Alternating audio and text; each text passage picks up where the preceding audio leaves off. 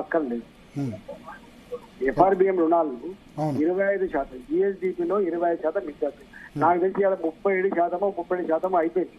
20% ఎప్పుడో పోయింది. పంజాబ్ రాష్ట్రం ఎట్లుందో ఇలా మనకు అట్లుందో గుర్తుపెట్టుకోండి.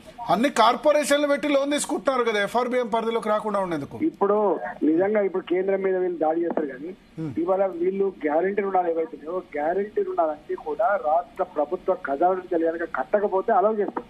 కానీ ఇక్కడ రాష్ట్రంలో ఉన్నటువంటి అన్ని గ్యారంటీ రుణాలు ఇలా ఇరిగేషన్ డిపార్ట్మెంట్ కావచ్చు, మా మిషన్ భగీరథ కావచ్చు, ఆర్టీసీ కావచ్చు, ఇక్కడ సింగిల్ పైసా ఆదాయం లేదండి. రాష్ట్ర ప్రభుత్వమే నేరుగా కట్టాలి.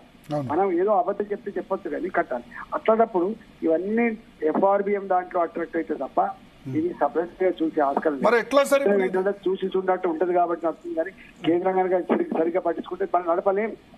నేను మళ్ళీ చెప్తున్నా, రాష్ట్రంలో జిఎస్డిపిలో 25% కంటే ఎఫ్ఆర్బిఎం ఉండడం ఎక్కువ పొందడానికి ఆస్కారం లేదు. ఇవాళ 37% దాటిపోయింది రాష్ట్రం.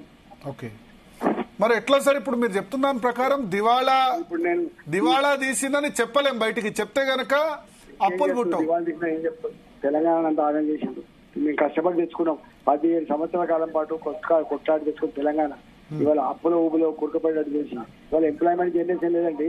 ఇవాళ ఆర్టిఫిషియల్ ఇంటెలిజెన్స్ వచ్చిన తర్వాత ఉన్న సాఫ్ట్వేర్ ఉద్యోగాలు పోతున్నాయి. పిల్లలకి కొత్త ఉద్యోగాలు దేవుడు ఎరుగు.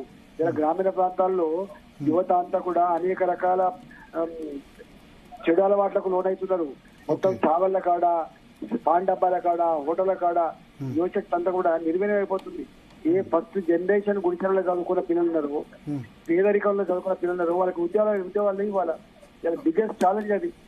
నువ్వు ఆ దిశగా ఆలోచన మ్యాన్ పవర్ యువశక్తి అయితే ఉందో ఆ యువశక్తిని నువ్వు వాడుకునేటువంటి ప్రణాళికను ఉపయోగించుకొని దానికైనా గట్టిగా చేసుకోవాలి. కానీ నువ్వు హైడ్రాలు పెట్టి మూసిలు పెట్టి లక్షల ఖర్చు పెట్టి ఎక్కడ చేస్తావు? నీకు ఎక్కడైతే ఎదిపోతున్నావు నువ్వు. ఓకే, సో హైడ్రా బ్లండర్ అంటారా? రేవంత్ రెడ్డి గవర్నమెంట్ చేసిన బ్లండర్ అంటారా? అంటే ఇప్పుడు నువ్వు కొత్తగా రాష్ట్రంలో గవర్నమెంట్ వచ్చింది, నీకు గైడ్లైన్ దొరికిందా? నీకు గైడ్లైన్ దొరికిందా? పిల్లల ఎంప్లాయ్మెంట్ జనరేషన్ పెట్టు. నువ్వు ఆమె ఏది ఇచ్చినావు ఆమె పెట్టు.